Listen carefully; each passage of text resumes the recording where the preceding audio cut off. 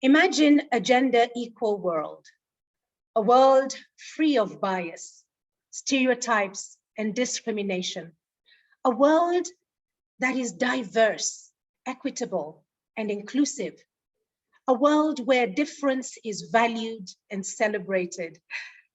Together, we can forge women's equality. Collectively, we can break the bias. A very good morning, a good afternoon, and a good evening from wherever you are. Welcome to a special 2-hour edition of Continental Conversations with SWAA, Break the Bias. I am your moderator, Lucy Macridis, Executive Director of SWAA. And today, in recognition of International Women's Day, we have lined up 4 amazing women from 4 countries in Africa. Women who have broken the ceiling and in so doing, broken the bias. Alice from Kenya, Barbara from Zimbabwe, Sekela from South Africa, and Zainab from Nigeria all have a story to tell. Without further ado, I welcome owner of Zimtopia Spa, Zainab Mohammed from Nigeria, speaking to us about empowering communities. Now, as Zainab comes onto the screen to join me, Zainab is a certified esthetician who studied beauty therapy and Ayurveda. Zainab advocates the use of herbal skincare treatments in the spa wellness space. Well, empowering communities and empowering humanity. Zainab, welcome to our Continental Conversations. Great to see you here. Welcome. Same here. Thank you very much.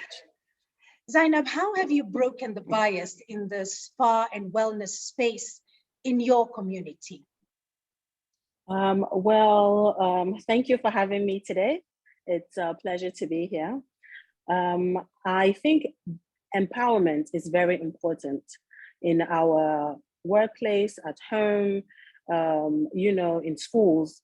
So I would like, my main topic is going to be on empowerment in our community. Now, when we talk about empowerment, what exactly do we mean? It means promoting someone's self-worth. It's also the process of becoming stronger, more confident with the ability to determine their choices.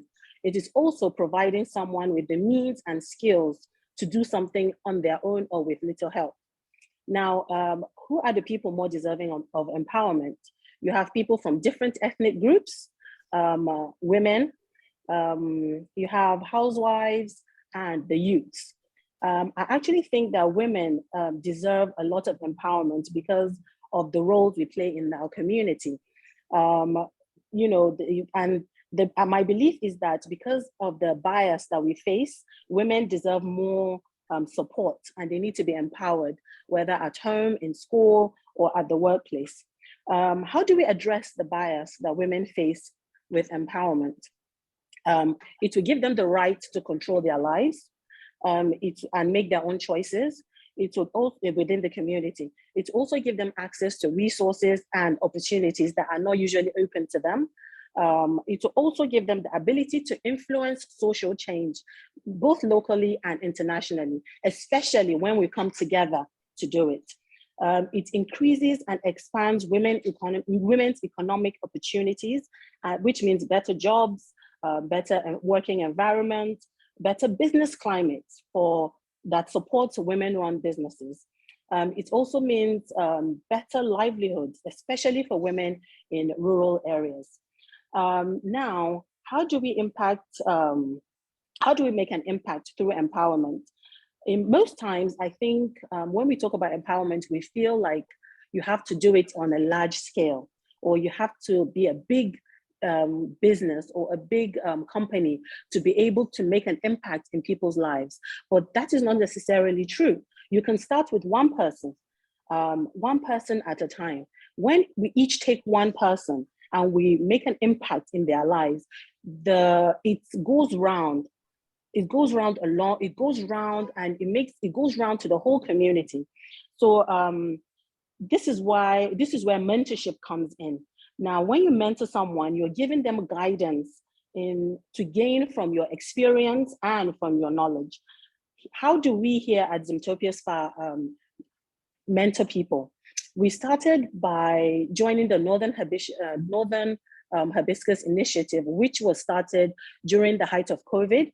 It was organized by the owner of Northern Hibiscus, which brought about lots of people together that are all successful in their own fields. So there were about almost 50 different people came together to teach a class every day. There was about 20,000 people in the community, and it was taught online. So I taught a class on skincare. Different people taught on maybe like oil making business, different things, baking, just different ways to impact people. It was also a way to get people that are at home to learn new skills and also teach them how to start a new revenue stream. We continued this by also giving talks in several schools. I thought, okay, how can we impact we started with impacting young women so that they can be impacted from a younger age. So we gave several talks in different schools whereby we give lectures on skincare, not just on skincare, but on how to treat skin diseases using herbal remedies, using things that we can easily find in our homes, in our kitchens, in our markets, things like tomatoes, just normal herbal things that you can use to treat skin diseases. So we taught them these kind of things, and also the effect of bleaching creams on the skin, the long-lasting effects of using harsh chemicals on our skin. You hear how the main markets for using these chemicals are in Africa, where people are a bit obsessed with lightening their skin and so on. So I thought, okay, how do we make a difference in their lives? It's from the younger age, when you go and you start talking to them to love themselves, love their skin, love the color of their skin, how do they make their skin better? It doesn't have to be brighter, just make it glow. So we started going to schools and teaching them how to love their skin and also treat their skin using herbal remedies. Then we also did a class on employment opportunities in the spa and wellness industry. Now, a lot of times, some people think it's just a vocational skill that you can learn. We can actually go to university to learn these things. You can learn beauty science. You can study chemistry, be a chemist. You can be a cosmetic chemist. There's cosmetology, so many different things you can learn when you go to university to actually learn about skincare. So a lot of times we wanted to just broaden their minds so that they know that there are so many other ways that they can make their livelihoods. So we also started a one-on-one mentorship we started with doing 1 or 2 people from the orphanages, young girls that are in orphanages. We talked to them if there are any of them that are interested in learning about skincare, about makeup, just those kind of things that would increase their livelihood. Now, we have a young girl that is currently studying in university, and she was thinking of what can she do to earn more money.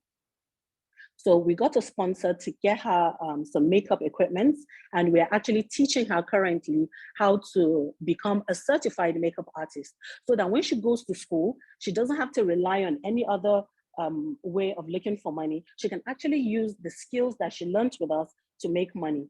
We are also teaching beauty therapy, whereby we teach people how to do facials, do body massage, and just so that they can have an extra income. So we started doing individually. We started doing it individually when we get someone maybe from an underprivileged background, and we are having the classes, we bring them into the class so that they can learn in a formal environment with other students. We also recently partnered, this is a bit off the topic of the spa and wellness industry, but we recently partnered with a tech company in the UK who, when we were having a discussion, they were interested in teaching housewives how to code, teaching them about the tech industry, coding, cryptocurrency, NFTs, you know, so many of these things, when people hear about it, it sounds, we're just trying to demystify what it is about the tech industry, because a lot of times people hear it and they think you have to go to university to study it, or you have to be extremely smart to be able to go into the tech industry. But this is just that, but that's not true. And it's not just a male dominated industry. So we partnered with a company who is going to be giving classes to housewives mainly, so that they learn another stream of income, whereby from the comfort of their own homes, they can learn how to code, build websites, and so many other things, which is just opening up their minds to a world that they might think is not open to them. You know, we just want to demystify that space. After they finish their classes, we're also doing getting an internship for them in companies abroad, whereby they can do maybe like a 1-week internship, where they learn so many things that they are not, if they want to go into it in a more formal education, they can.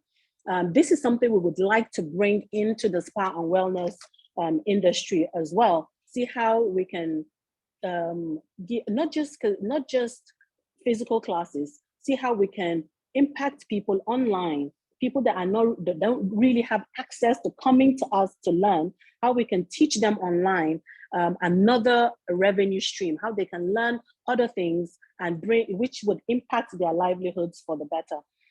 Another way to empower women we empower women in our community is by supporting a lot of women-run businesses. I am part of a group called WHEN. It is Women Home Engineers, and the main aim for that group is also to support women-run businesses by patronizing women, especially those in the group first, and introducing them to other women-run businesses, so that the more we come together collectively, we bring each other up that way. So we do this together by uplifting each other, talking about our problems. If we giving seminars, they organize seminar groups for members, whereby you come and you learn about advertising, about online businesses, e-commerce, so many other things, specifically catered to women. They also organize events whereby all the female businesses, women-owned businesses, come and advertise their goods to other people, their services, so that other people that are not aware of these businesses would come and be aware of them. And we also learn from each other. Your experience is different from my experience. We all work in different fields. And when we come together, we learn, it opens your mind to learn from different people. We also do this so the breaking bias at home and in the workplace takes a conscious effort. We have to be conscious about breaking the bias in our community. If we come together, it makes it a lot more easier. We must be willing to be courageous, because it takes courage to do this. Sometimes you feel down, like, how can I, one person, make an impact in someone's life? If you start by not seeing it as, I want to make a change in my whole community, but making a difference in one person's life, that one person would also make a difference in somebody else's life. And that is how, the effect goes on and on and on. It's like a tumbling block. It just goes round. We should also form a community whereby we talk to each other collectively. When we share our collective experience, we grow together. We also need to raise awareness about not just the bias that women face. When we talk to each other, maybe you've experienced something like this in your workplace or at home, and somebody also has a similar experience. You can learn, how did they cope with what they went through? How did they cope with it? And from talking about it, you learn so many things. We should also get into jobs that and positions that are more male dominated. When diversity in the workplace opens up a lot of doors. When, like, for example, in software industry, whereby it is more male dominated. There are unbiased softwares that recognizes white male faces more than it recognizes Black female faces because of the people that are making these softwares. Now, if there's a more diverse workplace, this would be addressed easier because you're bringing more people from different backgrounds into it, and they will be able to point out that, oh, this is what's happening here. This is what's happening here. And then it makes it easier to address the bias that we face. A lot of companies also need to train their staff to be more conscious about bias in the workplace also. I'd just like to encourage all of us, women. We are our sisters' keepers, as I always say. We are our sisters' keepers. It starts with each of us, each and every one of us. If we come together and put our hands together, it makes a big difference. You don't have to start big. You can start small. One person each in the community. You share your knowledge with them, share your experiences with them. It goes a long way. It forms a chain that goes round. And that way it uplifts a whole community. As I always say, if you teach one woman, that one woman in a household, she looks after the whole household. And that's impacting so many people, the children under her, the adults, her husband, so many people. So by the time you teach one woman, this goes round everywhere. I think that's mainly what I wanted to talk about. Wow, Zainab, that was powerful, really powerful. I want to thank you so much. Empowering communities really is empowering humanity. And from what you've said to us, when you empower that one woman, then you are able to have a domino effect. I love that you say that you too can make a difference, starting slowly, starting small. It's the power in that statement should not be understated, because when we do have this experience of being literally our sister's keeper and picking one person at a time, makes a difference. I love the collective experience. We're all culpable, eh? We're all involved and responsible. Zainab, this is beautiful. Yeah, communicating best practices. That is also powerful. I may know something that will help you from my experience. And I wish we had more time with you here, Zainab, so that we could even talk about the Northern Hibiscus Initiative, because I do believe under Zimtopia, that is a great initiative for us to continue to break the bias,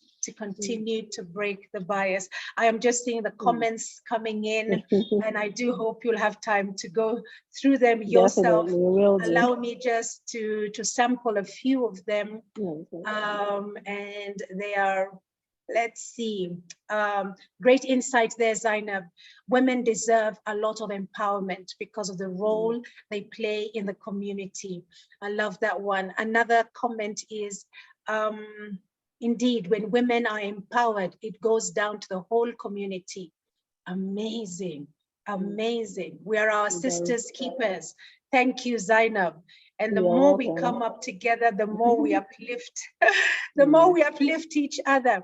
Thank you for your time, Zainab. And I do wish you all the best when you are dealing with your option of going with the natural products, the natural ways to be able to take our challenges in our African communities of bleaching our skin, the challenges that we have of the skin diseases that we have, and that we are able to just use the herbal remedies that we have at home.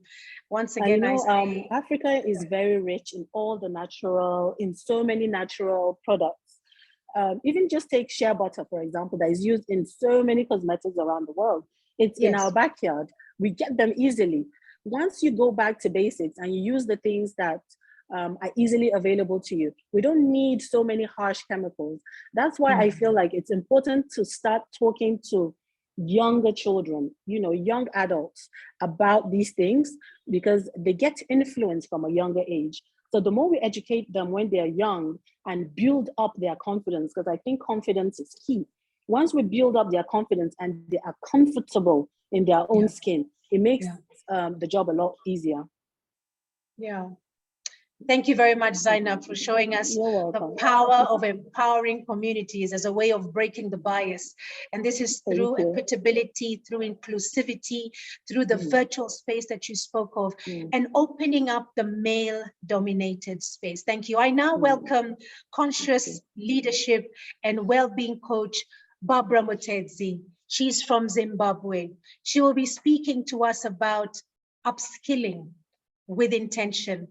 And as we bring Barbara onto the screen, not only is Barbara in the space of being a conscious leadership and well-being coach, Barbara is also a yoga instructor and mindful meditation guide.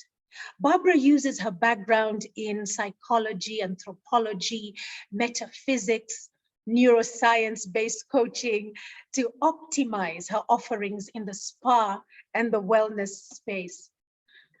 Barbara, welcome. Do we have Barbara yet on the screen? Hello, Lucy. Hello, Barbara. Great to have you here. Welcome. And we're going to dive straight into it by leading and living a life of and on purpose. Barbara, as a conscious leadership and well-being coach, how have you broken the bias in the wellness space?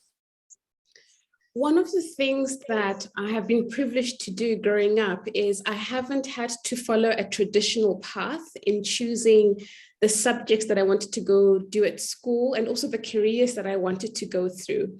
I've also been privileged having a supportive family and friends who knew that I could never take the traditional path of doing the regular courses and programs that everyone does, because each time I tried to do that to fit into the box that society has put for us, whether as a woman, as a Black person, as a person from Africa, it always felt like I was being scratched on my side in that box. And so I never lasted long. And so what I did when it comes to wellness and well-being is to tap into that inner soul, inner spirit, that quiet voice within us that tells us through feelings, because the soul and the spirit does not speak in the words that we as human beings speak. It speaks through feelings. So what felt right is what I followed, as opposed to what was being said in words by everyone around me, including my own self in my own head. So it's always following what your soul's purpose is, right? And that is always about doing the things that feel good, following the things that you're curious about, and also making sure that you do the things that bring you joy more often than not. It's interesting that you mentioned that, because to be able to understand your purpose in life, you need to go and do a deep dive to those things that make you feel right and feel good. It's about checking in every time with every experience that you have. Exactly how do I feel after this experience? It's something I want to engage with continuously. Tell us your story, Barbara. So I was raised in a Black African family. So my biological parents passed on and I was adopted into a white family. So my mom is American and dad is British. So when you look at that dynamic, it's three different cultures. And obviously when you're growing up as a child, it's very confusing and sometimes painful because we don't have the words as yet as little children to ask what's going on. So I went through quite a lot of trauma growing up, and I won't go into that. And when I started doing a degree, my first degree was in psychology. I went into psychology because psychology seemed to answer the questions I had at that time. And this is where breaking the bias comes in, right? When you follow what feels good for you, as opposed to doing prescriptive jobs that everyone else has said, it becomes easier because you're following what your purpose and your soul is saying to you. So for me, it was I needed to heal. And when I was looking at the subjects that I wanted to do that felt right for me, psychology was the one that I went into because it seemed to answer the questions I had, because I really wanted to heal from the traumas that I'd gone through. And now, because of my background living in these three cultures that I lived in, I was now looking for an honors degree to say, okay, I've now transcended the psychology bit, but I still want to learn. There's still some more growth to go into. So what do I want to go into? And I came across anthropology. Anthropology is study of people and culture, because I was so confused, right? To say, okay, there are all these three cultures that I'm growing into, and every one of them are glorious, right? But how do I bring them together? Because everything is happening with this container of Barbara. So anthropology seems to answer that. And here's also another path of breaking the bias. I stepped out of my country and of my region, and I went to work on cruise ships as a massage therapist. Now, when I started working as a massage therapist, there weren't many people around me who looked like me, who were doing massage therapy. And so when I stepped out of the whole process of you get a degree, then you go into some industry, then you continue, and then you get promoted, moving up, for me, that didn't work. I wanted to try everything that felt right. I knew I wanted to travel. I knew that I wanted to be exposed to different things. I knew that I still had a lot of questions around not just my nationality, but the whole world. And so I took massage because I loved doing massage. It made me feel good as a therapist. And it also made other people feel good. So it was a give and take relationship. And so I took that and went and worked on cruise ships as a massage therapist for 2 years. And then following that intuition, that guide inside me, I thought, okay, I don't want to work on water anymore, but I still want to do massage. I'm still very good at it. It's still very healing. So where else can I take this skill set to work with? And so I went to the Maldives and the Seychelles, and I worked there for about 1.5 years on land. And again, I developed who I was.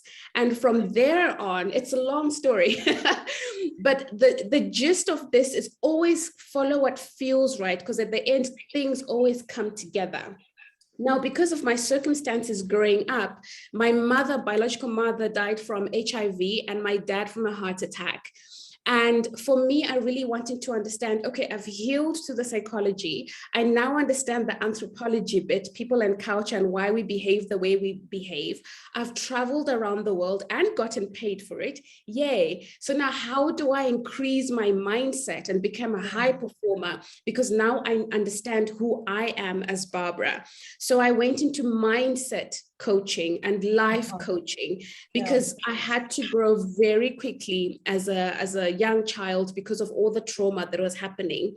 And so I wanted to understand, now that I have all this information, how do I help myself increase and move forward? And how do I help other people as well? Because people were now seeing that I was breaking the bias of not following the traditional way of doing work or living or studying. So they were coming to me with questions to say, well, the whole world, because we usually point our fingers to society, right? And say, well, society says you should do this. But one of the things I would like to encourage people is that society is not a dark old building downtown. Society is other people, literally. Society is other people. So don't follow what society says, especially if it doesn't feel right. Remember that your soul and your spirit uses your feelings as your guide. So if you want to know what your purpose is in life, do the things that feel right. Figure out what brings you joy in your life. Make time and follow the things that you're curious about. Because when you do the things that bring you joy in your life more often than not, and you follow the things that you're curious about, those are like little breadcrumbs that are leading you to your life purpose. So for me, that's where that narrative came from, where other people wanted to be coached. And so I would coach them around the journey that I had taken, because I was following my own breadcrumbs, right? And then what happened was I got to a stage where I would coach myself, I would coach other people, and I reached a plateau. And that got me into mindset. So, okay, so where are the thoughts that are in my mind coming from? Because our behaviors are the results of what we're thinking, right? So I thought, I want to study this brain, because everything I think about goes into the brain, and then that affects my behavior.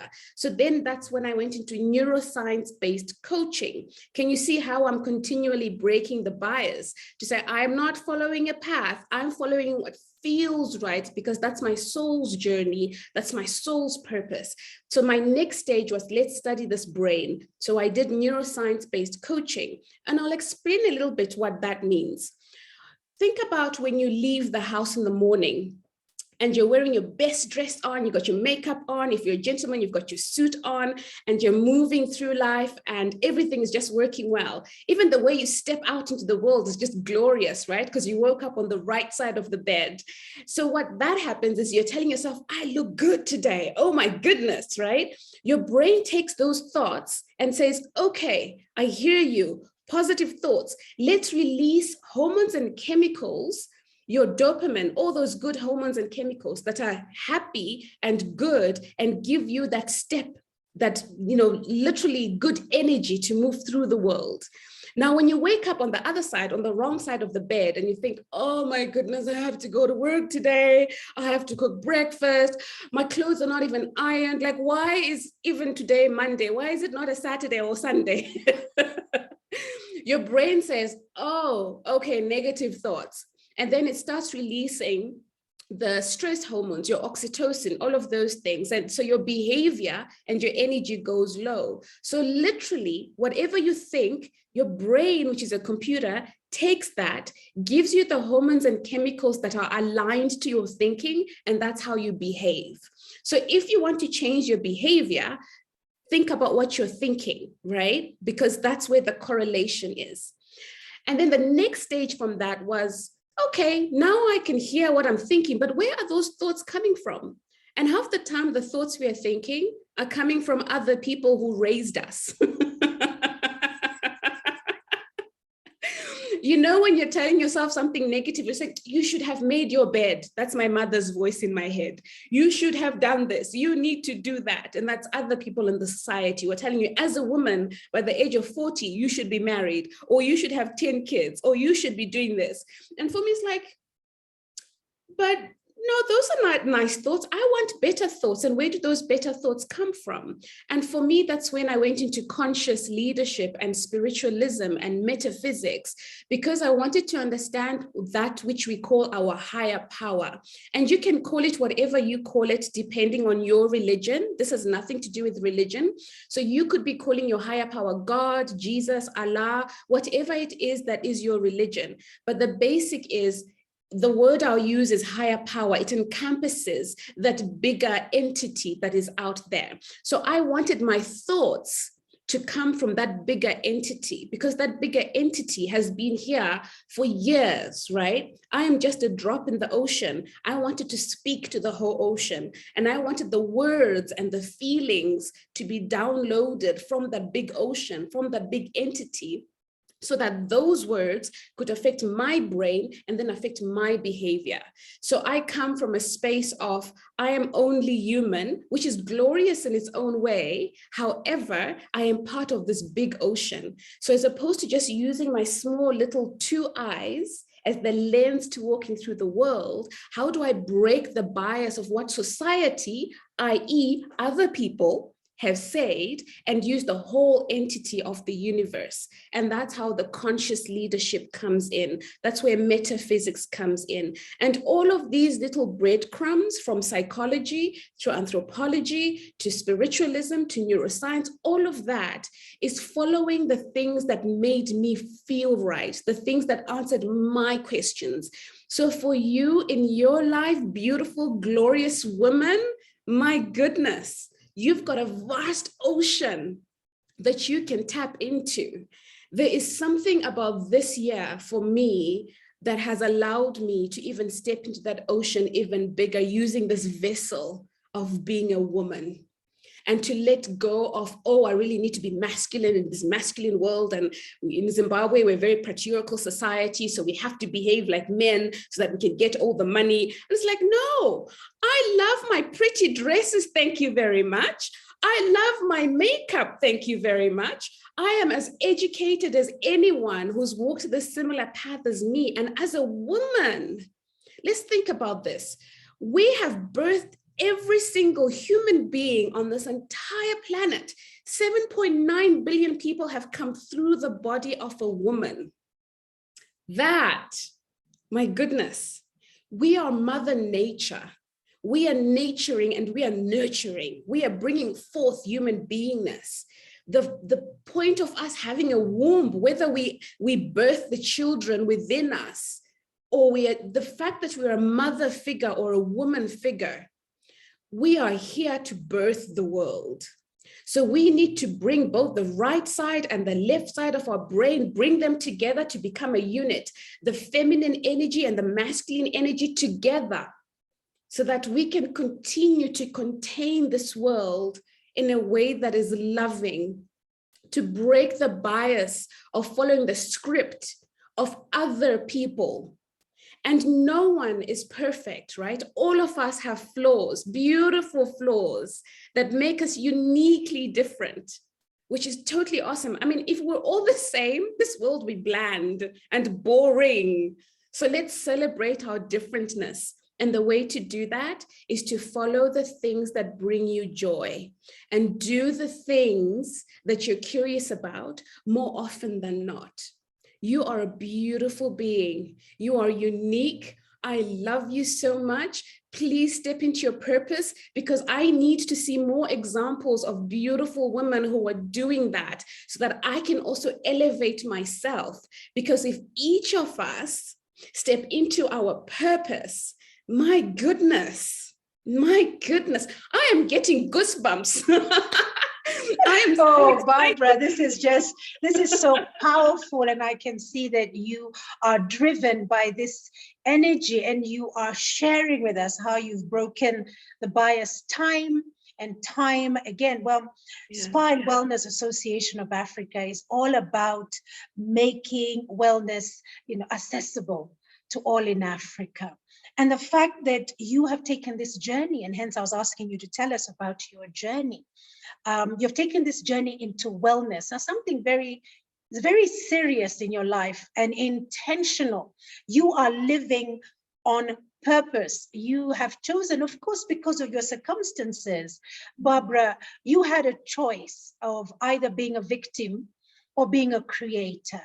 And you chose to be a creator in your world, to live on purpose. Look at how you have transcended from one level to another. You have talked about your healing journey. You've talked about anthropology. You've talked about mindset coaching and neuroscience-based coaching.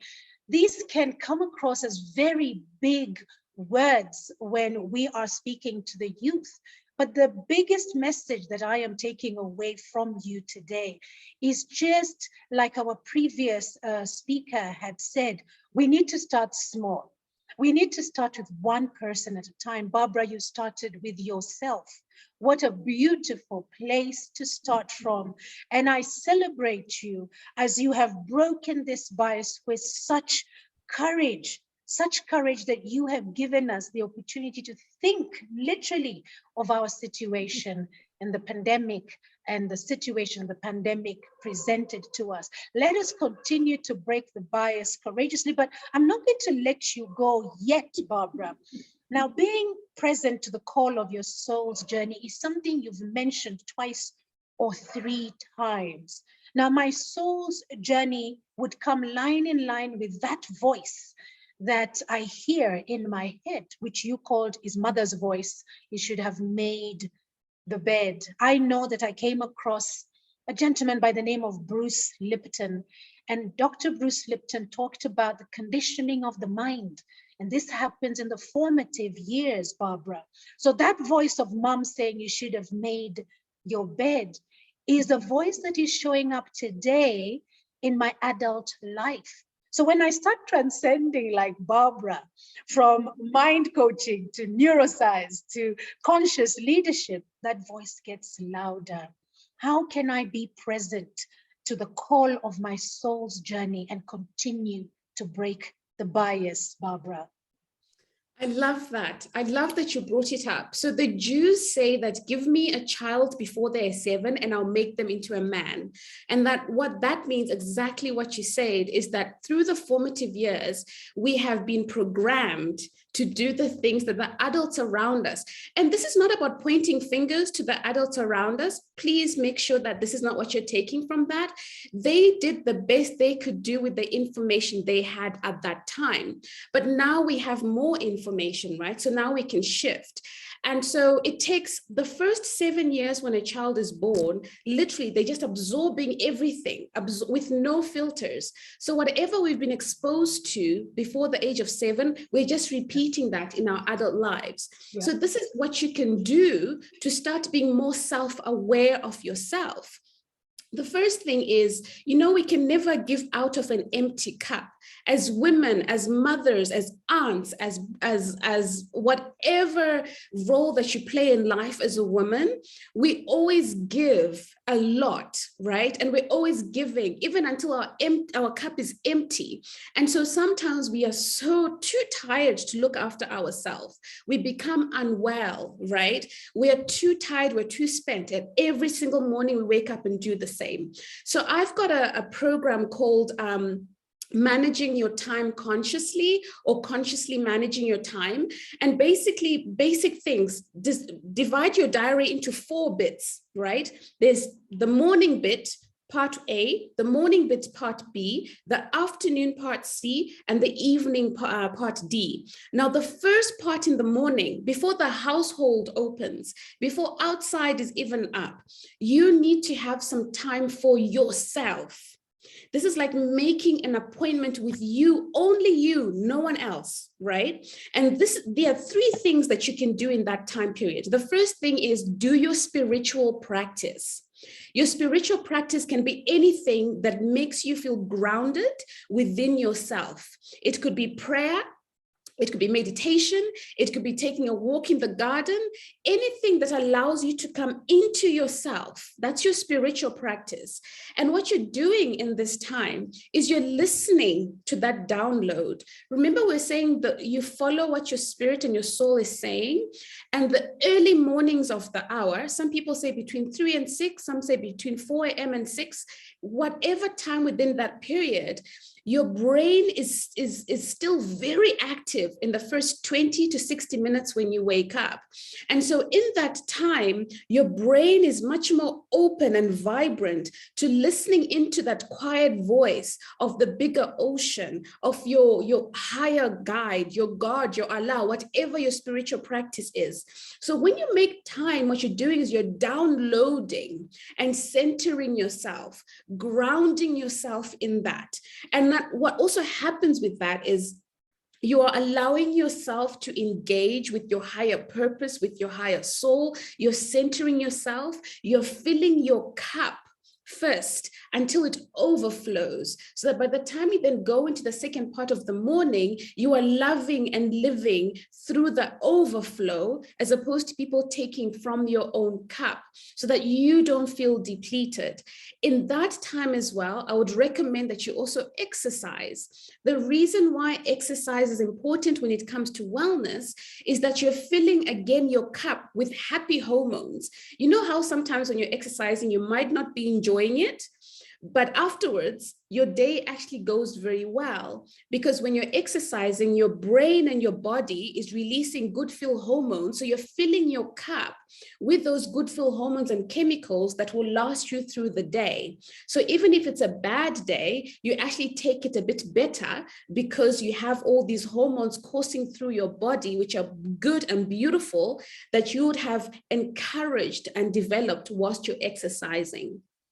The third thing is I would encourage you to journal your thoughts. Write your thoughts down. There is no right or wrong way of journaling. You can literally write down your dreams. You can write down your affirmations. You can write down your plans for the day. You can write down whatever is coming to mind. You can write down to the diary as if you're speaking and engaging with yourself, because you have to be your own best friend, right? We have to teach the world how to treat and love us. But how can we teach the world how to treat and love us if we don't know how to do that? So this is why following the breadcrumbs, doing the things that bring you joy more often, following the things that you're curious about, writing them down, then literally scheduling them in your diary. Don't just think about them, write them down, schedule them, then go and do them. You are the most important person in this world. There's no one else like you. Of the 7.59 billion people on this planet, I love saying that number because it's so big. The 7.9 billion people on this planet, there is literally no one else like you. Literally no one else. Even if I tried to be you, I would fail so dismally. So why not be the best version of you? Because you are glorious, my friend. Right? There's no one else like you. Think about it. Even if a woman births twins, both of them are different. They'll both have different ID numbers, different passports, different fingerprints. So you are the only you. So that early morning time is between you and your higher power, because we need to make sure your cup is filled and full before you step out and give to the world. And think about it this way, when you give from the overflow of your cup, that means that your cup remains full. So you are lovingly loving and giving to other people without even realizing it, because people are getting from your overflow and not from an empty cup. So loving and living other people becomes so natural. As you walk out with your beautiful dress or your pantsuit, you just be overflowing and glorifying and just beautifying your space just by existing, because you are loving and giving yourself that time. I love that you say loving and leaving people, and that would be a subject for a totally different day. There's so much there to discuss. I love that your attention to wellness is so on point, because like I say in our SWAA and wellness community, this is what we want to bring. So in the answering of the question, how are you present to the call of your soul's journey? You've given us this one example of something that we can do first thing in the morning. We still have time for you to share with us. What about the second stage of the morning? What is that? And what do we do in that second stage? Before we even get to there, if you allow me, Lucy, so we are the average of the 5 people we spend most of our time with, right? So that means, let's say, I'm not very good with my examples, so please bear with me here.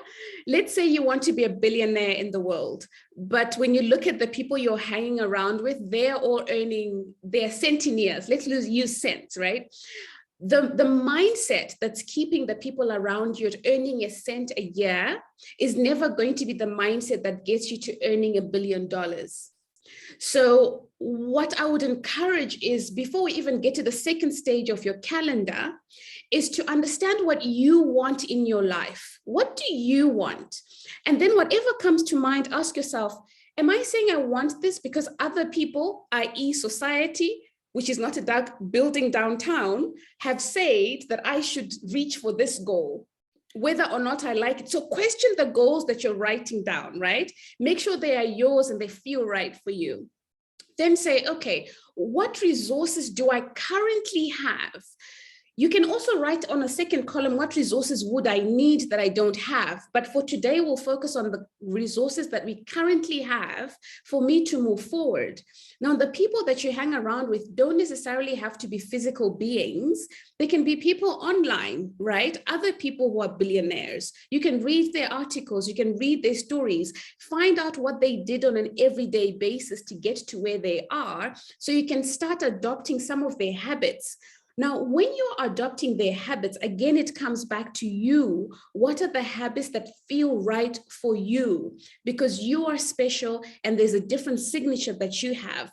So it's not to say copy what other people are doing, but see what other people are doing, then take from that what feels right for you. So even when I'm sharing, take from this what feels right for you, not to take what Barbara says, right? Because I don't know everything, no one does, but your higher power knows, and it speaks to you through your feelings. So listen to that. So now when you do that, when you go to your second part of the morning, is to now write all the things that you need to do in the morning. The morning is good for activities where you need to think, where you need to speak, where you need to use your brain a lot, because your brain is still got that energy from the morning vibe to do things where you need to concentrate a lot. So that morning should be about that part. In the afternoon, it's more menial tasks where you don't have to think. Maybe you're ironing, maybe you're washing the dishes, maybe you are sewing something, maybe you're playing a game, maybe you're listening to a podcast, something where you're not having to actively think because your brain is tired. Try not to make too many decisions in the afternoon, rather make them in the morning when your brain is active. The evening time, I love the evening time before your main activity. And for most people, the main activity is cooking supper, right? That's the biggest main activity in the evening. So what I would encourage you, there's a service called the turn down service. You know, when you go to hotels in the evenings, someone comes in and they make up your bed and they get ready for the evening. This is what you can do, special woman of today, for yourself every single evening before you do that big main task at the end of the evening, before you have to go and cook supper, is to go into your bedroom, close the windows, close the curtains, do your own turn down service, prepare your room so that when you come to rest, you are resting in a loving, spiritual, quiet, loving, embracing space. It starts to calm you down, right? Because it's the end of the day. You want to end on a glorious note so that when you wake up the next morning and you're speaking to your higher power, you are well rested. This time is also a good time to prepare for the next day. So if tomorrow morning you're exercising, take out your exercise clothes, put them close by. Don't be like Barbara, who, when she does forget to do that, and the next morning she can't find one sock, she goes straight back to bed. Because we're human beings, sometimes we get lazy. So put your stuff together, get ready for tomorrow. So when you wake up, you put your clothes on and you exercise, no excuses. If you're going to be journaling tomorrow, make sure there's a diary by your bedside or your journal with a pen. Don't be like Barbara again sometimes, where I forget to put a pen and the pen is too far away and it may be too cold. So I say, oh, I'm not journaling today. It happens. So make sure you put your journal and a pen close by. If you're going to be reading some spiritual book, make sure it's close by. So the downtime in the evening is for you to prepare for tomorrow as you gently come back into your body and into your system at the end of the day. Then make sure that you've also, if you have lots of appointments for tomorrow, that you've confirmed all the appointments. So literally when you wake up tomorrow, all you're doing is just going through the motions of the day. You're not having to use your brain too much, which means you're actually more present in everything that you're doing, because the download from the higher power is not only in the morning, it happens throughout the day. So if your day is not planned, sometimes we forget to listen to that inner voice, and then other people, society, and what's happening, because everything around us is so bright and so loud, takes over, and then we get derailed. So when your day is planned, as much as possible, with plenty of gaps inside, because life happens sometimes, right? Then it allows you for most of your days to go through a rhythm. Here's an extra thing that I do. I plan for fun. I plan for fun. So my weekly calendar, I'm not saying follow this, but this is what works for me. So Sunday and Monday for me are admin days. This is when I sit by my computer, do my admin. Then I take Tuesday off, where I run all my errands, where I have my coffee dates with friends and all the other maybe important meetings that couldn't be scheduled on another day. Wednesday for me is all the meetings, all the conferences I need to be doing. And then Thursday, my individual clients. Friday, I only work half day. Saturday, I am free. So schedule your fun time. Schedule your romantic time, schedule your friendship time, schedule your family time, and then also share your schedule with the people around you. And this is one tip to do with that, is you say, I really want to make sure that I want to spend good time with you. I am free on Tuesdays. Are you available at 9 because I want to be fully present for you, right? Then everyone around you is feeling loved, because the first thing is you have made time for you first, and you know what your schedule is. And if anyone ever says, I know you're too rigid, then perhaps there's a conversation that needs to be had there with yourself first to say, am I in the right space? And if not, how can I lovingly leave this space? And maybe I might need to just try a bit more and see how I can speak to them and share with them why I'm doing what I'm doing. If that doesn't work, can I leave? So it's all conversations with yourself. Well, thank you so much, Barbara. A lot of wellness around there as we celebrate International Women's Day. We need to be aware of the wellness aspects of our lives. I love that you brought it into your career, your life, your education, your spiritual, and your takeaways at the end are really powerful, how I can set up my day. I want to thank you so much, Barbara, for just taking that moment to inspire us to break the bias as we harness and control the power that we already have within us, to live a life on purpose and follow our soul's journey. Definitely a bit we have there from you, how we can also break the bias. Thank you so much, Barbara. You're so welcome, and thank you so much for this platform. I appreciate it. You're welcome. Bye-bye now. I now welcome co-founder and COO of Amazi Group, and her name is Sekela. She's from South Africa, and I hesitate there because Sekela has a very unique second name, and I'd love for her when she comes on screen to share her second name. I'll allow her to do that. Sekela will be speaking to us about building teams. And as she comes onto the screen, Sekela has got 2 quotes that motivate her, and I absolutely love them. And I want to borrow them. And they walk from one into the next so seamlessly. Always be present in the moment. Honor where you are with your best effort, because dignifying the small things allows you to sustain the big moments. I absolutely love these quotes.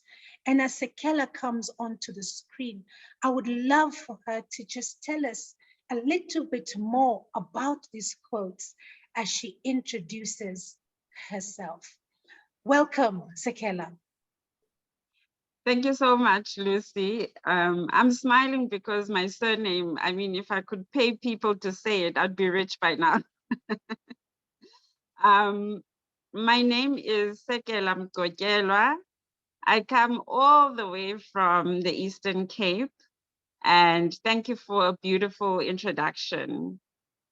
I think those 2 quotes for me, Lucy, capture who I am as a person. My story is one that a lot of people would find is breaking a bias, a barrier, always being present in the moment, as the previous speaker has shared, is so important, because as you grow up, you tend to doubt yourself as a young girl. You tend, because we are raised in a patriarchal society, so you end up not knowing how to dream. And my story is beautiful because whilst I grew up in a highly political society, I was raised by very strong women who taught me that building habits, small habits, and allowing yourself to take all of that in is important in defining who you will become. So today I sit here as a vice president of SWAA, and that story for me started when I had completed my somatology diploma all those years ago. And I remember my lecturer asking me, so what are you going to do after this? And as I stood there, I said, I'm going to own my own beauty school, and I'm going to head up SASP, which is the South African Health and Skincare Professionals, the association. And what a big dream when I had it in my 20s. And today I'm sitting here saying that I've achieved all of that. And that has not come easy, but I'm happy about the topic that I've been given today about building teams, because I could share a lot about that journey, Lucy, from a perspective of being an entrepreneur, being a therapist in the industry, and just leading various teams. But today, I just want for everyone to reflect that building team is more about you. Building a team is not about the other person. It's more about you and where your thoughts are as a person. And as I bring that in today, I want us to understand that we are all part of a story. No one person can own the story, because each of us are a unique element that allows the story to progress. As we sit here today, we carry the voices of the women who are in the past, the women who are in the present, and the women who are in the future. So we sit here knowing the blood and the origins of where we come from, and we build together because there's a greater purpose. So I want to share a story, a personal one at that. And my key topic for today, as I reflected on the topic and prayed about it, is there is power in the pause. As you think about building teams, know that there is a power of being still.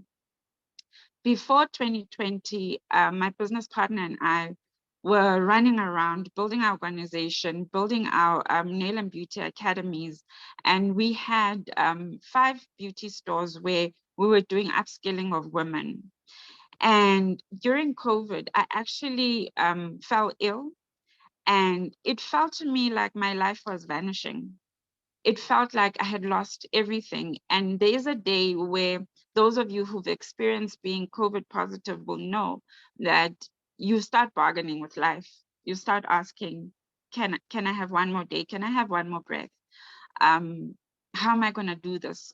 What am I going to leave behind? My kids, my husband, my business that I've built, and what have I got to show for it? And like many of you, when I reflected in those moments, because I had accepted that I would lose my life, because so many people have lost their lives through COVID, I realized that everything that I had done before, I was in survival mode. The way I built my organization, I was in survival mode. I was making decisions from a place of lack. What do I mean by that? I don't have capacity. I don't have enough time. I don't eat. I don't rest. We don't have funds. We need to go find funding. So a lot of us in our lives, we work from a mindset of lack, and we think that that defines who we are, how we are going to succeed. But guess what? Let's be honest, we all crash. I crashed. I fell flat. And I was ready to just leave everything, because COVID to me felt like this big monster. And I had a fear that I had failed. I had a fear that I'd failed myself, I'd failed my family, I failed my team that I would leave behind. And then one thought brought to my mind was, but my organization can still continue without me being there. And that's because broken leaders build broken organizations. People make up organizations. It's not the spreadsheets, it's not the emails, it's not the webinars, it's not anything. It's people, it's their stories, it's the collective stories, and finding people who you can collaborate with and share a common purpose. My key learnings during that time of stillness, during the power of that pause, my key learnings were a successful business is not always sustainable. But if you build well with people, they can sustain the vision, they can sustain the purpose, they can sustain the dream that allows other people to take a seat at that very same table. When you build a team, it's not about you, it's about the common purpose and you can get all the accolades, you can get all the mentions, you can get all the likes, you can be on TV and you can be on interviews, but learn to sit in the discomfort of losing everything. Know which fights you need to fight. Otherwise, you may lose everything, and everything that you may lose is actually yourself, mentally and emotionally.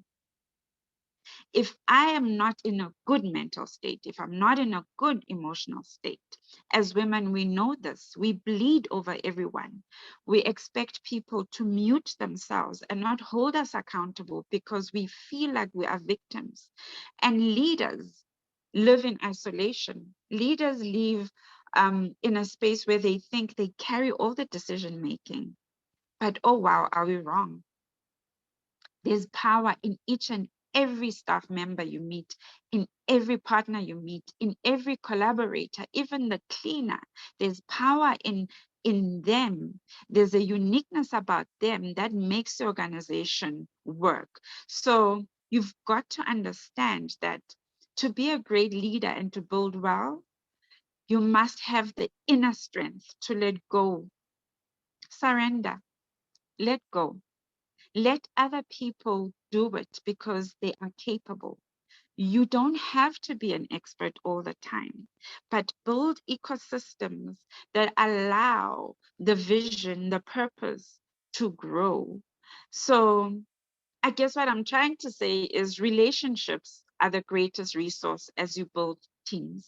It's not the money. It's not anything else that you want to take credit for. It's relationships. Learn to collaborate with others. Find people that are aligned to the purpose. Find experts. I always say to my team, if I'm sitting in the room and I'm the most intelligent woman, there's something wrong. There is something wrong, because there are women who are dynamic, who are intelligent, who are gifted, that we can always make space for. If you are sitting today and you're trying to build a team, and you feel like you have all the answers, you are not building well. You are building from a space of hogging information and not sharing and educating people so they can be empowered. You need to know what your value proposition is in the ecosystem. You can't build alone. You've got to let other people in and give them credit where credit is due so that you can enjoy. Barbara mentioned joy. Joy means being at ease and at peace, knowing that someone else can carry the torch forward. So how do I then build good relationships? How do I then build teams? By connection. Communicate with people. Talk to people. There's no other way. You need to engage with people. Be still in the moment with them. Pay attention to what they're trying to tell you and then reflect. You can also build by creating a set of values that anchor you and your team. How do we exist as a team? Maybe we value respect, maybe we value impact, but how do we create a space that is not toxic? Because very often, and I like telling people this, as women, the most ingrained oppression that we experience as women subconsciously is inflicted on ourselves through our own negative narratives. Barbara again touched on thinking patterns. If your thinking pattern is negative, you then breed self-doubt. You lack the confidence. You are submissive even when you're not supposed to be submissive. And you always expect other people to be nice. But what are you asking when you ask someone else to be nice? You're asking them to mute themselves. You're asking them not to hold you accountable to what you need to deliver in that ecosystem. And many of these narratives are coming from our childhood, and we use them as a crutch. Oh, I went through this trauma. Therefore, as a leader, I'm allowed to just shout at people and reduce them to nothingness. That is not acceptable. We've got to understand that we hold the bigger responsibility in holding ourselves accountable to how we think, how we feel, and how we interact with other people. An example of this is if for the very first time you are given a presentation and you have to present this to the world, let's just take a moment and think. Someone says, here we go, present this to the world. The amount of negative thoughts that pop into your mind that tell you that you can't, that tell you that you're not pretty enough, that your voice is not going to project enough. And that is the work that we always need to do. But as a leader who wants to build well, it is your responsibility to actually install positive narratives in your own mind so that when you walk into a space, you are able to engage with people, with women, allowing them to voice out what they think, allow them to be creative in the space and not always make it about your story and about you. So you've got to show up, you've got to be accountable. You also have to know what your value proposition is. In our team, I'm known as the calm one, but the very strict one. So if there's a conflict, and there'll always be conflicts, it's women, we know hormones and everything happen, but I'm the one that is called to actually diffuse conflict because that is my talent, that is my value proposition. I do it well, and it's something that is ingrained in who I am. But someone else in the team is very good with strategy and sales. So if we want to unlock a deal, we send her because she is going to deliver that very well. So in our ecosystem, we identify what value does each person bring to the table and when can we tap into that value so that everyone feels aligned to the purpose. It's very important to know that whilst you may have HR policy that tells you that if someone comes in late, you do this, or labor law says that, those are just guides, but it is the human element that has been underinvested in as we build teams. We are now getting into a space of the fourth industrial revolution where human contact is sort of fading bit by bit. I want to urge everyone to remember that if we as a collective could create ecosystems that deliberately invest in human development, in coaching, in psychosocial support, we have enough power and intelligence to actually change the world.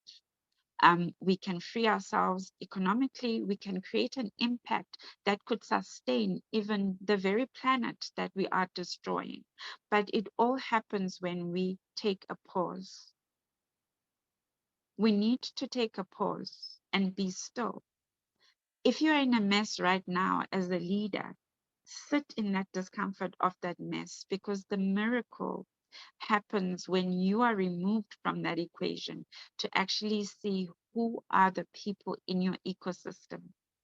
And very often we tend to Google a mentor and we forget that the very first people who are in our ecosystem are our mothers, are our sisters, are our colleagues. We've got a wider and bigger network that is so close to us, but it's often underestimated because we want to see titles. Remember, a title, this is why I don't like going by a COO or a co-founder because it limits my thinking. We are humans first. To build well, we need to understand that it's through human engagement, through human creativity, through genuine and authentic conversations that we start creating impact to everything that we do. Wow, Sekela, thought-provoking, very sobering. If I'm the smartest woman in the room, then there's something wrong in my team. Very sobering thoughts right there, Sekela. I just want to bring up something where you spoke or alluded to set of values that then we would use as a guide as to how we are going to execute. And one that is not toxic, that is going to be able to level this play field. Because we do find that as human beings, we tend to use our own personal experiences in life as an excuse. So we've got values that I come with to the table. And I'm bringing this in because of experiences that I have seen where to build a team, you are picking people from perhaps other teams that they have come from before, where they were driven by a certain set of values. And of course, when they come around this table, there's a new set of values. We're also cognizant of the fact, Sekela, that when you come around this table, you've got your own personal set of values. And perhaps the dynamics of this is not understood enough or well enough, especially by the youth stepping into our wellness space today. Because like we were told with Barbara, we are coming from the overflow of our cup, that we'll be able to love and to leave. However, my question is then to you, I am now walking into the wellness space. It is important for me to be in that place to understand what is expected of me as I walk into this place. Let's talk about getting a seat at the table. This is what we're all talking about nowadays. However, as I come there, I am coming with my own set of values. When you are building teams, Sekela, how do you bring about a balance for this specific individual? And I'm talking about wellness because this is powerful today as we are stepping out of this pandemic. How do we create a balance, Sekela? That is such a hard question to answer because a balance is created through a series of actions. What I have found in my own experience in building teams is, what are we building? What anchors us? What attracted you to our organization? Because what I very often share is none of us can be bigger than the brand. So I call it the brand, meaning that we strive to create a world where women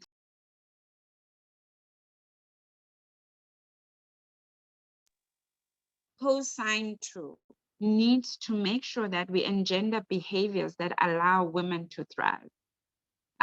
Barbara mentioned that society is not some dark room somewhere.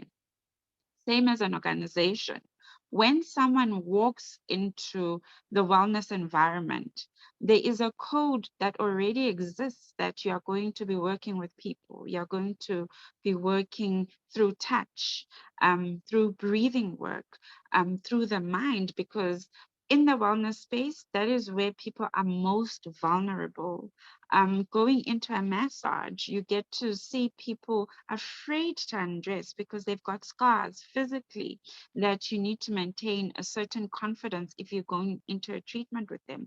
So it's so important that you don't romanticize what the thing is. The thing is the thing. So give it a lot of respect in the way you touch people, in the way you speak to people, and understand that it is through a collaboration of healing, because as I touch you, I heal.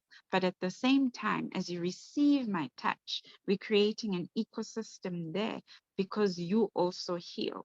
So the value for me that is most important is that none of us, whether you've created a huge organization or not, can be bigger or greater than the purpose.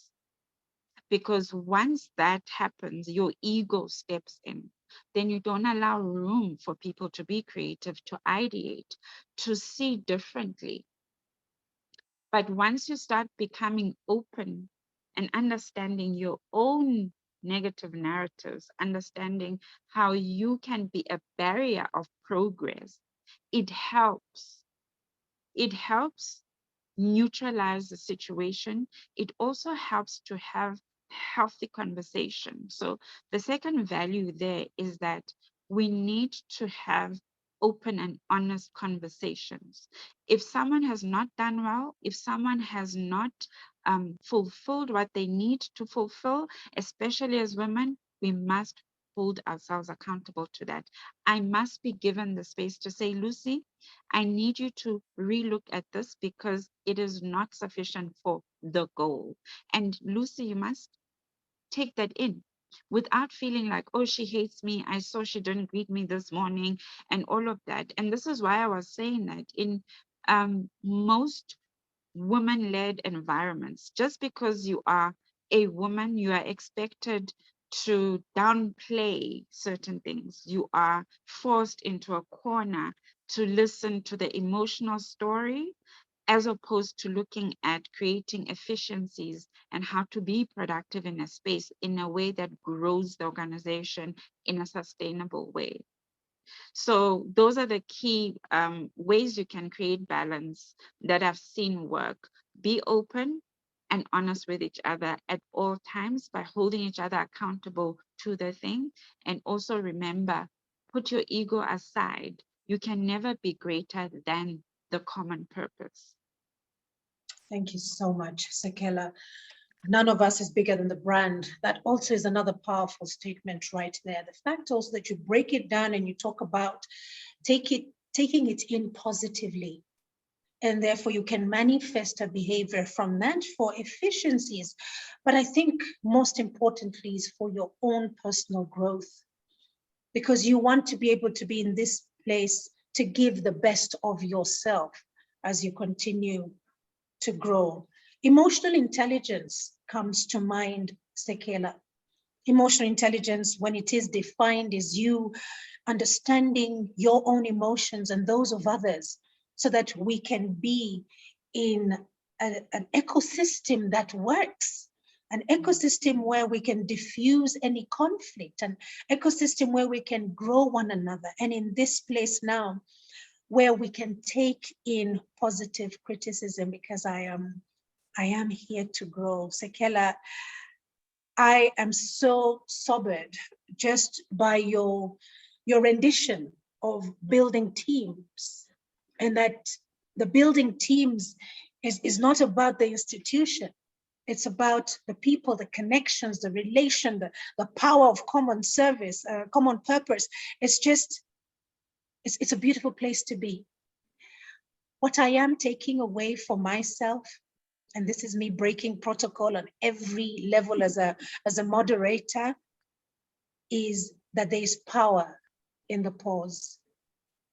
There is power in the pause.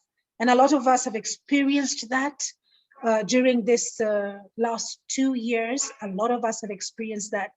But to be able to know that it is a learning curve is something else. It's something else. So thank you so much, Sekela. I'm just going to sample a few comments and let's just see what we have here. Let's see what we have here, Sekela. If you just stay with me for a moment there. Oh, there's quite a bit here. Oh, wow. Okay. Clearly, a lot has been happening since I was away. Very warm welcome. Yes, accountability and understanding and making a commitment to work in healing is our trauma. Invest in yourself and your healing. Let's see, ecosystem that works for all of us. Yes, you kept on talking about the ecosystem. And I think just that word itself sounds, a lot of sustainability comes into play in there. I just love the words that you were using. From that, Madame Sekela, allow me to input that it will or would make a huge difference if we can have sessions in the middle of the training, in the middle of our working environment, to have members of staff vent, spill out, heal, so we can all heal. I guess we cannot trust a hungry cook without kitchen. I absolutely love that one, Sir James. We cannot trust a hungry cook without kitchen. We need to be able to help them heal so that we have more value. And Avela says, awesome ladies. I'm so impressed. Sekela, thank you very much for your time. Thank you for inspiring us to break the bias as we become aware of what we not only bring to the table, but what others bring to the table too, and honoring that, hence valuing and celebrating our differences. I thank you so much, Sekela. Thank you so much. Thank And you, as you Lucy. leave the screen, we want you to make some money on the pronunciation of your surname.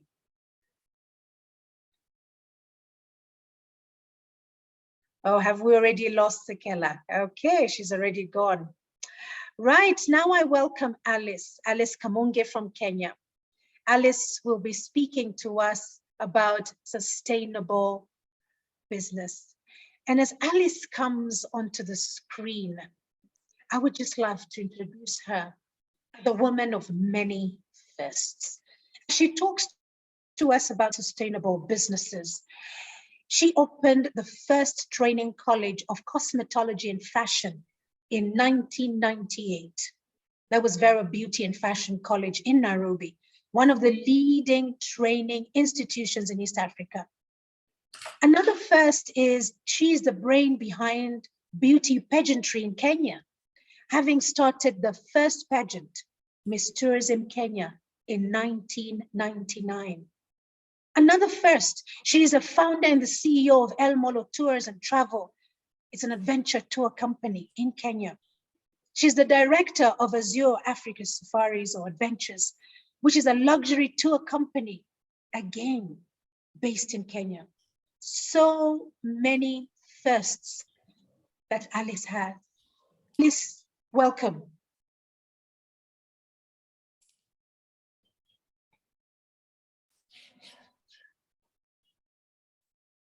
Alice, if you activate your microphone, then we will see you on the screen.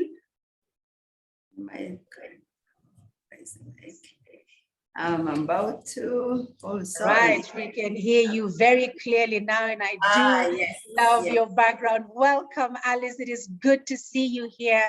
You have had many, many firsts in the hospitality space. Tell us about your vision. I mean, all these are so many profound firsts, huge firsts. Tell us about your vision and your succession plan and how you have continuously broken the bias, Alice. Thank you, Lucy. But first of all, let me say, I think you should bring back those wonderful speakers, and especially Barbara. Barbara, I think you should bring her back, if not today, tomorrow, or yesterday, because I think Barbara needs to speak to the young people, because she spoke to my heart. And I could see in Barbara when I was young, 5 years old. Barbara, I was listening to that voice of the super power from the Almighty God, if you want to call it Almighty God or the Spirit. And I can really connect with Barbara. And I think she's very good to speak to young people. Lucy, bring her back so she can speak to young people. I speak to so many who keep on saying that they have this calling, but they don't know what to do with it. And I think Barbara can help them to unlock that puzzle so they can be who they want to be. Having said that, thank you so much. My name is Alice Kamunge. I'm ambassador for water and sanitation. First of all, I start with that because I love the environment very much. And I love planting trees. I love taking care of Mother Earth. And when all these speakers are talking about taking care of our all being, it starts by taking care of Mother Earth so that Mother Earth can take care of us. How did I do all what Lucy you have said? How did I break the bias? Let me start by saying we are here to break the bias, all of us. And I start by saying, I started breaking the bias from the day I realized I loved beauty. But then I did not love doing beauty myself. I did not love doing massages and doing hair myself. But I loved training people or showing people or empowering people to know they are beautiful. And one of the reasons why I decided to do that is because in my background as a small child, because I loved beauty and I loved feeling beautiful and I loved taking care of myself, every time my mom, as you know, back in 1960s, 1970s, 60s, if you trying to walk like you're catwalking, you are called a prostitute. If you're trying to put something on your lipstick, like on your lips, like taking a pen, red pen, and a pen, because there were no lipsticks, you'll be called a prostitute and you will be beaten. Even your mother could cut your lips off. And then I found myself in that space where my calling was, I wanted to make people feel beautiful. I wanted to look. Anytime I walked on the street and I saw a beautiful woman who was not well maintained, maybe she didn't take care of her hair, maybe she was not wearing well, I would always look at them and say, maybe she could have dressed like that, maybe she could have changed like that. But then anytime I went home and told my mom, I received that very, very beating. And she would tell me she knew I'll never get even anywhere. And you know, during our parents, they never knew how to encourage. They never knew how to encourage someone. They never knew how to discover the talent someone has, the passion in someone, so that they could help them to nurture their talent. Instead, they used to make you feel so hopeless. And that's where I found myself. And you know why I found myself there? It's because I was in love with something which was worse than being a house help. Because being a beautician during my years, being a hair technician during my years, doing a fashion designer during my years was something detestable, something you couldn't write home about, something you couldn't tell your mother you wanted to study, to go and study to be a beautician, a hair technician, or a fashion designer. Because fashion designers, we used to know the ones who used to stand to be at the entrance of the shop with a cahood sewing machine, which could patch the patches on people's clothes. That's what people knew. When you talk about hair, people knew how to do a little bit of matuta on your head, and then that was the knots on your head. That was the hair. So I remember one day I told my mom, I love making people beautiful by doing their hair and by doing their faces. You know what she told me? She drew a bucket. She was holding a bucket. She drew it to me with water, and she told me, there's plenty of grass outside. Go and braid the grass outside if you want to study how to do the hair. And that's where I began. And that's where I decided to break the bias. And I told myself, one day, one step at a time, I'll make the world know that this person called Alice then, I was called Alice before I was called Mrs. Alice Kamunge, knows what she's doing, and I want to make the world different. My world was within my community because we never knew anywhere beyond your community. And but I said, I'll change the world, and I'll make these women look beautiful, and I'll make those women know how to catwalk. And because I loved women standing, feeling tall and beautiful and elegant, because I believed women were created for a purpose, and women were created by God to make your home beautiful.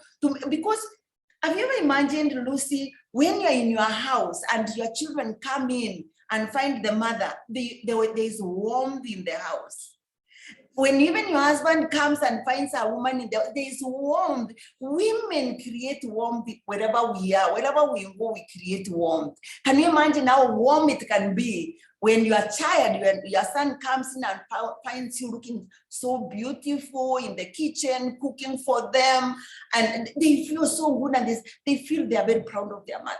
And that's what the woman is supposed to be. A woman is not supposed to look untidy. A woman is not supposed to look ugly, because there's no one who is ugly in this world. So when people tell somebody you are ugly, there's no one who is ugly, because everybody is beautiful in your own way. And the beauty is from inside to outside.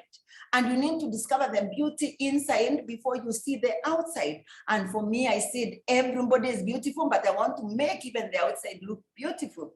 And that's how I started breaking the bias by, first of all, venturing into the field where very few people would venture and where people feared to venture, in the beauty and fashion industry and the dressing industry. And that's how I started my school called Vera Beauty and Fashion College many years before I opened it to be a school in 1998, and done that school for 4 years before I made it a school. And that's why I realized when I started, because many people had made me feel that this industry is very hopeless industry, and I was almost believing in them. I was almost believing that it's the place for where the hopeless feel hopeless. I almost fell into that trap by starting a school where I was training house helps. And I said, even if I won't help anyone else, I want to help one person who is earning $1. That time it was $10. Because that time house helps were earning $10 in my country.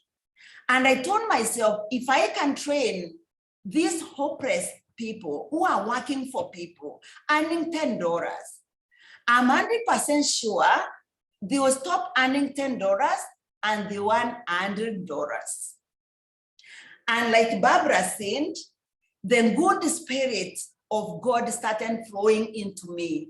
The positive energy started flowing into me, because the first student I took in as a house help was a student who was being molested where she was, and the mother was my house help. So when I took in this girl, I didn't know the magnitude of molestation until she came and stay with us. And when I trained this girl for 6 months, she went to, a friend of mine came and said, I've opened a salon. Can I have somebody give me one of the girls I can go and train? And I told her, why don't you take this one? It's because she stays here with the mother and now she's okay, you can go with her. And you know what, Lucy? To my amazement, the first month, this girl who was being mistreated where she was, and she was earning $100, she was earning $10 per month. You know how much she was earning? She started earning a cool, that time was $250. Can you imagine? $250. Wow, Alice, wow. That That is something that we must celebrate in this moment, because that breaking of the bias, you actually impacted an individual's life, because you broke the bias and went ahead and trained somebody who was unlikely to turn out the way you expected. And look at that. And when you change somebody's life, you improve their living conditions, you improve their standards of living. And like we said earlier with Zainab, when you empower a community, you're empowering humanity. I just wanted to take a moment right there to recognize that. Well done, Alice. Continue. This is a very riveting story. Please tell us more. Thank you very much, Lucy. And this, like Barbara said again, you know, when you start thinking positively, the positive energy follows you. Because now when this friend of mine told me, by the way, the lady you gave me, do you know how much she earned this time? And that one was many years ago before, that was 1995, 94, 95, $250 in 1995 was a lot of money today. You understand? And this is a girl who was just hopeless girl. That gave me the motivation. And that night, I went and prayed and I asked God to show me the way, because I think I believed in myself and I believed today I've broken the bias. Today I've broken all the cons of the bondage. I'm not in bondage anymore, because now I've seen somebody who is a nobody can be somebody. All I need to do is to put energy into this. And when I went to sleep, Lucy, I had this vision, which was like a dream, just like Barbara said. And that's why I'm saying Barbara needs to speak to young people, because young people have great ideas. They dream and they have dreams and they have visions. It's only that they don't know how to interpret the visions they get so that they can use them for their own benefit and to open their horizon, to open their world, because everybody's world is huge. The universe is huge for all of us. You only need to discover who the Almighty God created you for. Because the day I discovered what I was created to come and do into this world, I took it with my two hands and I decided to move. And I said, not my mother, not the society, no one will stop me from breaking this bias and making hair, beauty, and fashion one of the best institutions in the world. And that's where I started. And without even wasting time, I was able to open a school called Vera Beauty and Fashion College, where the name itself was a vision, the logo itself was a vision. Exactly like Barbara said, when you listen to the inner self, when you listen to that spiritual being talking to you and try to interpret what it is saying, you discover what you came into this world to do. And when you pursue it, you see the wonders of the world, because you can become anything you want to become in this world. Because if Vera is what it is today, then anybody in this world can be who you want to be. You only need to listen and follow your spirit, and it will guide you to the right place. Because when I opened Vera Beauty and Fashion College here in Kenya, Nairobi, Kenya, it was the time when you couldn't tell someone that you have anything. Even anytime I would go for a meeting, I would feel ashamed to say I'm in the beauty industry because people laugh at you. Those years were days when you go, you just don't want to talk about it. But you know what I did, Lucy, and I want all the members here to know that the power is in your tongue. I realized if I don't talk about this, if I don't talk about the beauty of being a beautician and a fashion designer and a hair technician, and I decided to call them those names, because those years we didn't know that a hairdresser was called a hair technician and a beauty specialist was called a beauty specialist. We used to be called very queer, very weird names, which will make you feel so cheap, you know. And God gave me that spirit and the power to say, you are a hair technician and you are a beauty specialist and you are a fashion designer. This is who you are. And one day I went to the meeting where Lucy Kibaki, the late first lady, was attending a meeting. And you know, Lucy, you can't go very near the president. So for something like that, in Kenya, you can't go near. But I had this confidence that, look, I'm a beautician, I'm a fashion designer, I'm a hair technician. No one else should go near the president or the first lady better than a hair technician and beautician. And I carried things for her, necklaces and a fabric. I didn't want to make a garment for her because I didn't know her size, but I carried a fabric. And I went with that fabric and I gave to her. And when the security wanted to stop, she said no. And she stretched her hand and picked those clothes, whatever I was carrying, and she's trying to fit them in. And from that day, you know what I crafted? I crafted this saying, which I started teaching my students, and I continue teaching everyone in this industry, that anybody who cares to listen, if anybody thinks that you are not good enough, if anybody thinks you're not a doctor, like a doctor, if anybody thinks you're not like engineer, if anybody thinks you're not this, you're not in this bar, ask them to stand up and remove everything which is meant by a fashion designer, remove everything done by a hairdresser, and remove anything done by a beautician. Will those people leave their bedrooms? Lucy, can you leave your bedroom? You can't. You can't. That's why those people, and that's why I'm very happy that we are here in our space, Spa and Wellness Association, talking about breaking the bias, because members, we have broken the bias and will continue breaking the bias, because we are who we are, because we believe in ourselves, and we believe the world cannot do without us. We are very important. Even any president, anyone, the richest man in the world, tell them to walk out of their house without putting anything done by a fashion designer or a beautician or a makeup artist or a hair technician. Tell them to step out. They'll never leave their bedroom. They'll never leave their house, bed, not even the table. They'll never leave I their love that. I love that so Yes. much. Anyone Yes. who cares to listen, ask them to stand up and remove everything curated by a creative in the cosmetology and fashion space. Oh, dear me. None of us is going to leave that bedroom. I love it. I just wanted to repeat it there so people can hear it. Please go Yes. ahead. Yes, because, and fashion designers and beautician and the hair technician, one day we need to go on strike.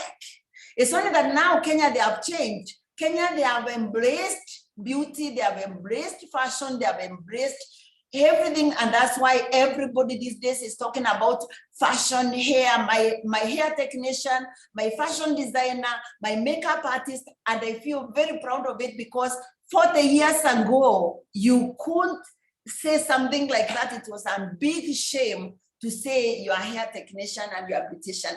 And today I feel like I can spin in the air, feeling so proud that something I held so dear to my heart, because Lucy, I was saying, I'm holding this so high that even if I drown into the sea of miseries, because people don't believe you can be a beautician, people don't believe you can be a makeup artist, people don't believe you can be a fashion designer. But as I'm drowning, God, let me hold my hand high so that somebody like me, like-minded like me, will see it before I drown and grab it and run with it. So that when I drown, someone will run with it. And you know what? I made it very clear, and I thank God, because so many of them, especially here in Kenya, they picked it, and I did not drown. Instead of drowning, they held my hand and lifted me so that I couldn't drown. And today we are here, where we are saying in Kenya today, the language, the talk is fashion, the talk is beauty, the talk is hair, the talk, the industry is huge, and not only in Kenya, in the whole world, the industry is huge. With, I think it's second to any industry if it's not fast, because there's no world, there's no economy without beauty in this world. So that's where money is, that's where employment is, that's where investment is, that's where everything is, because all of us, we go to work so that we can look beautiful. We go to work so that you can buy clothes. We go to work so that you can do hair. We go to work so that you can do makeup. We do everything. We go to work so that we can have money to set our houses so they can look beautiful. We can have flowers.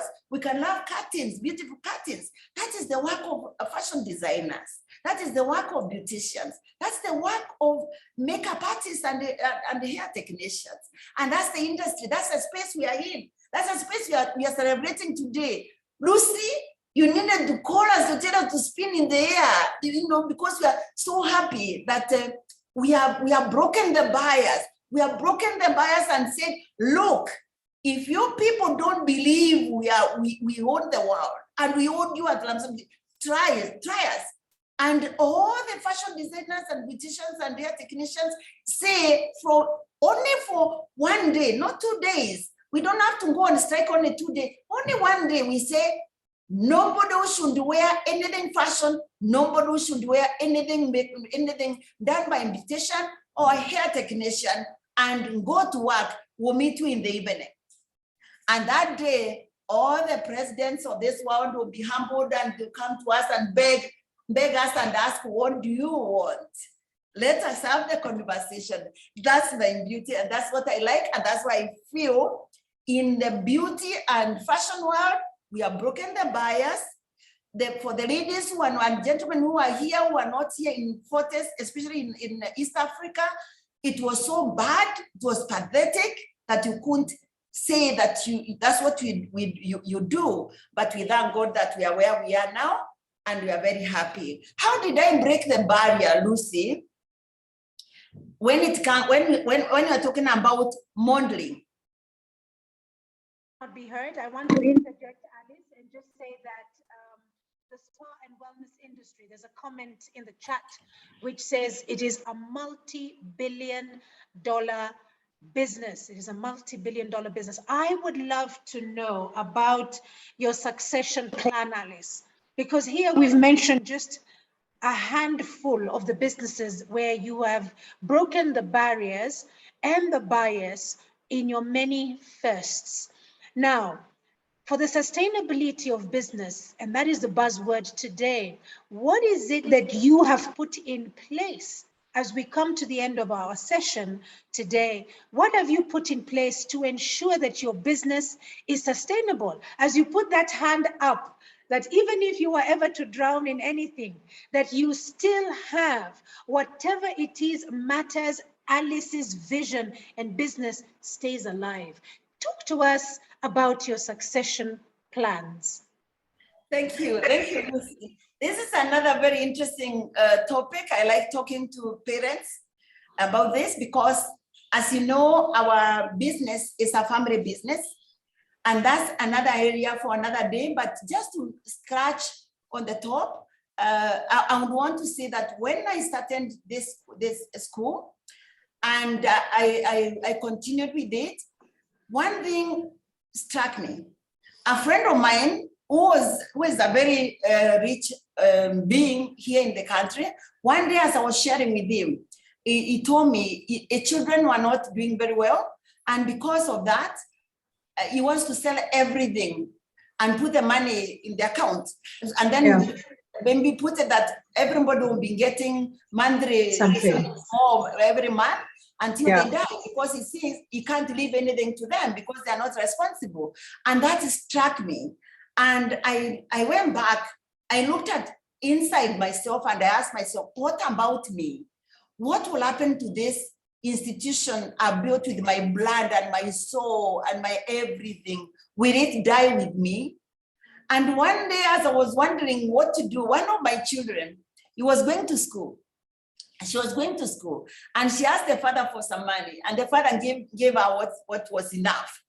And unfortunately, when she was going through on his desk, she discovered that the bank statement, which earned 100 times more money than she was asking. And she was very furious. She came to me and told me, look at that, that is hopeless. How can I ask for so little and he gives me so little, and he has so much money? So I asked, how much money? A lot of money, even we can't finish. Even if we eat for the next 10 years, we can't finish. And she was talking about, a lot of money, was not even enough to pay rent and salaries for that month. So the father was struggling, trying to see how do we raise enough money to pay the rents and the salaries. And now he couldn't be able to give her what she really wanted, but he gave enough. And that sent me thinking. 5 years later, I asked myself, what is my succession plan? What will happen when I die? The first thinking was, I sell like my friend. But then after thinking, I asked, all this I'm trying to create, who will come and do it the way I do it? Because Vera is a special institution where I wanted it to be a warm place where people come and they feel loved, they feel wanted, they feel achieved. Who is going to do this? And as I was thinking, the idea came to me and they said, I think I need to do a succession plan while I'm still alive, so that I can see how my children will go through this terrain when I can see with my eyes. I don't want to wait until when I die, and then is when I won't be there to hold their hand. And that's when I thought my children are the ones to inherit me. And me and the dad decided they are going to inherit us when we are still alive. We don't want to die. They inherit us when we are dead, but we want them to inherit us when we are still alive. And we started by encouraging them to come and work for us. As you know, no child would want to work with the parents. So what we'll do first, we'll tell them, come and work with me now when you're on holiday. When you come for holiday, come, let me give you something to do, and then you'll get pocket money. When you are free, come and do something for us. Do for us. We had one who was doing actuarial science. We had another one who was doing management. We had another one who was doing architecture.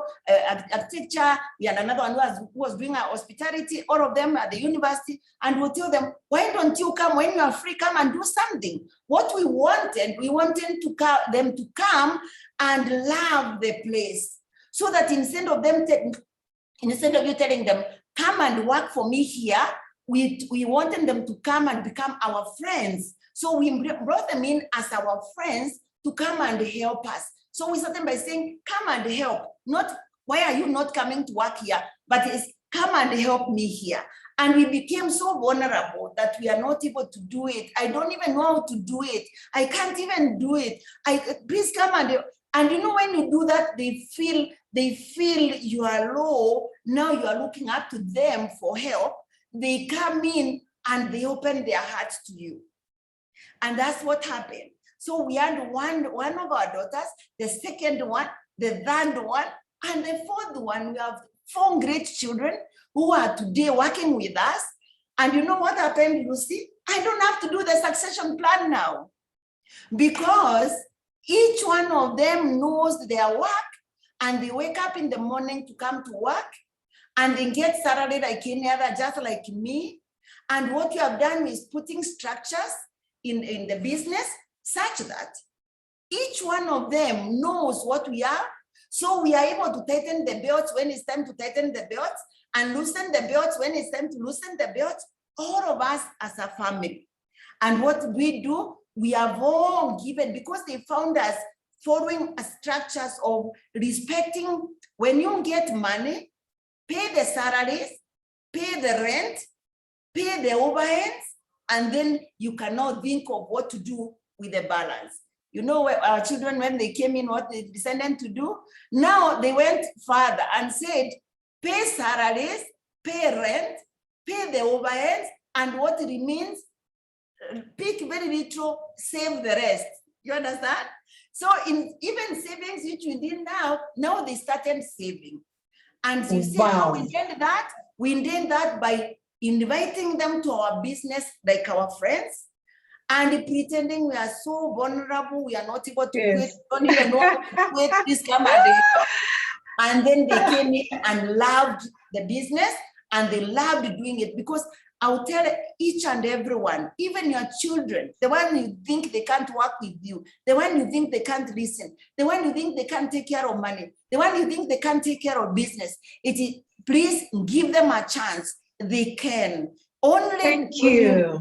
Don't limit. Thank you. Open everything. Let them see. Let them come inside and see when you are able and when you are not able. Thank you so much, Alice. I mean, I'm just remembering what Sekela was talking about when she was talking about building teams, the human element, the relation, and what you used as a way to hook them and attract them into the business, because you had a bigger vision. I mean, your vision was your response to your calling. Your power of your vision was that the power of the tongue, you spoke it. You got motivated by your small success. Your success is built up to something huge, and today you're sharing that with your family. You have structure which you've already put in. But I love the fact that you are allowing the teams to understand the why and the how of the institution, and that you are allowing them to inherit when you are alive. Thank you so much, Alice. You are also going to come back. Not only Barbara, not only Sekela, not only Zainab. Today we celebrate the International Women's Day. Thank you very much for your story, for sharing with us, Alice, for inspiring us to break the bias, Alice, and for sharing the importance of seeing a vision through despite the odds, and practicing business sustainability through succession. Thank you very much, Alice. And I bid you farewell right now until you come back again here in the spa and wellness space. Wow. Thank you. Wow. Thank you. Thank you so much. Thank you so much, everyone. And let's break the barrier. You are most welcome. Yes, let us break the bias. Thank you very much. Thank you. Thank you so much. And now that brings us to the end of our 2-hour special edition. This special edition where we have managed to look at different aspects of subjects that we needed to consider when it came to breaking the bias. We are looking at the fact that I'm just going to mute Alice in a minute there. Alice, I'm just muting you. Okay, there, I have muted you. Thank you very much for attending the Continental Conversations with SWAA, where we have covered topics from empowering our communities, to go into upskilling with intent, to building teams, and finally, sustainable businesses. The next conversation is in May. Please look out for the information on our social media platforms.